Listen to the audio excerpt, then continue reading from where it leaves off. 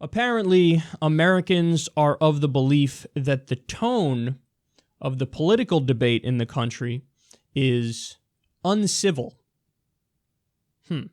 So this is a CBS News poll. Let me show you some stuff here. Is tone and civility of U.S. political debate getting better? 7%. Getting worse? 68%. The same? 24%. So, I really don't know the answer to that question. It could probably be measured in some way. I mean, you take keywords and you search for how often those words were used back in the day versus now.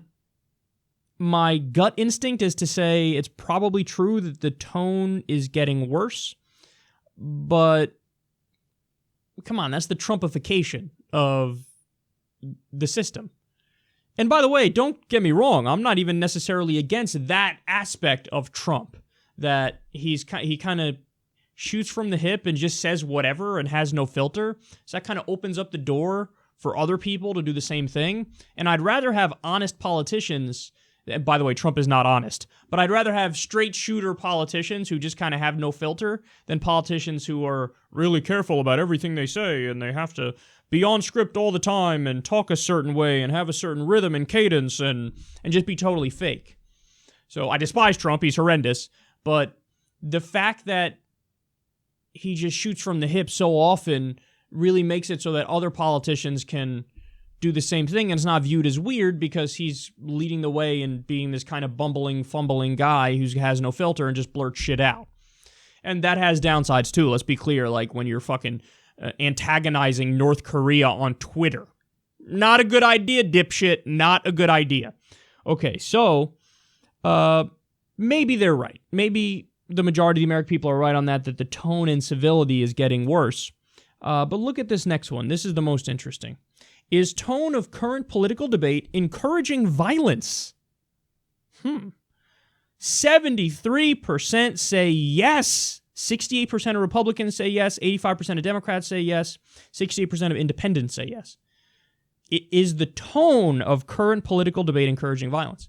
So they're doing this poll right after Steve Scalise got shot. Now, he was in critical condition. I think his situation has been upgraded to serious. Well, I guess downgraded to serious. It's a better condition to be in if it's serious versus critical.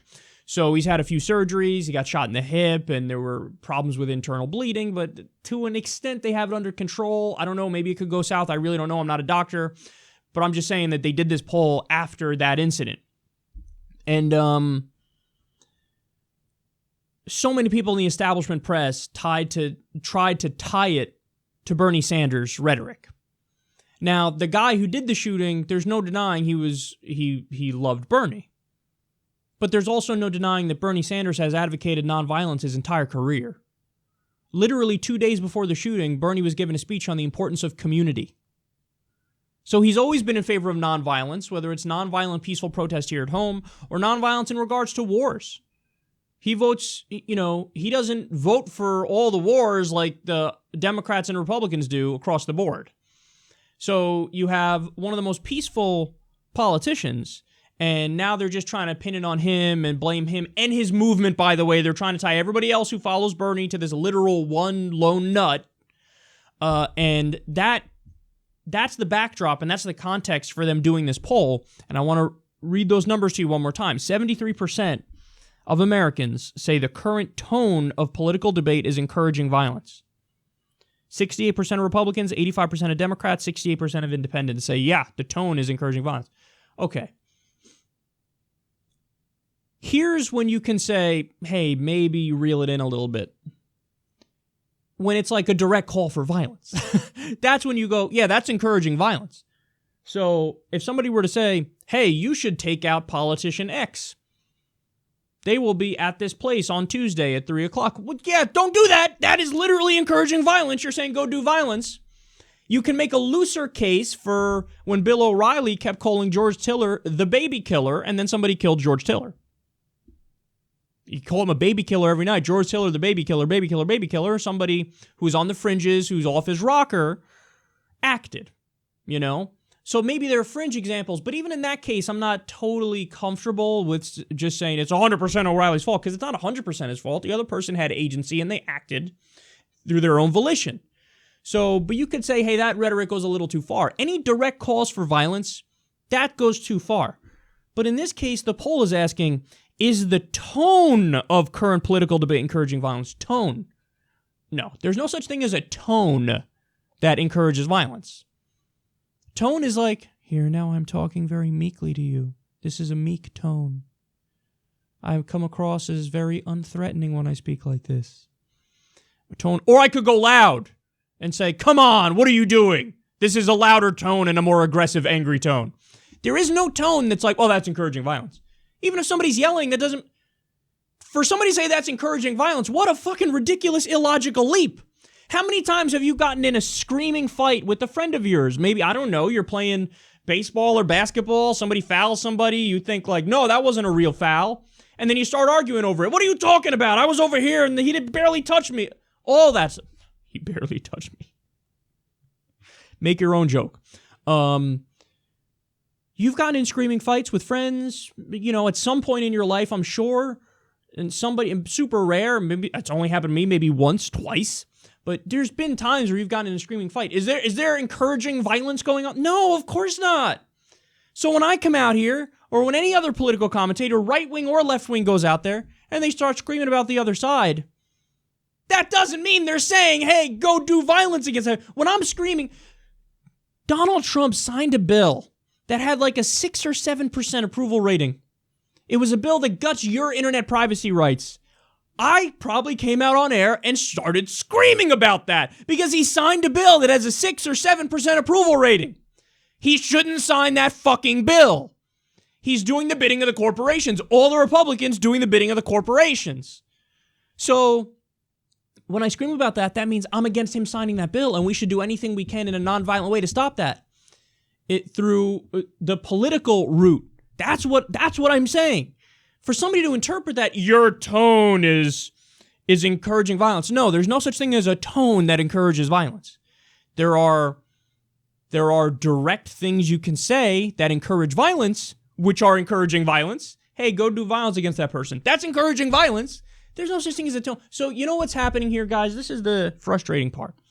They're taking this incident, this terrible incident, this tragedy that happened with Steve Scalise, and they're trying to use that to tone police everybody and to tell everybody, hey, pipe down. Come on, bipartisanship. Bipartisanship, that's the thing that matters most. Bipartisan, we got to be bipartisan.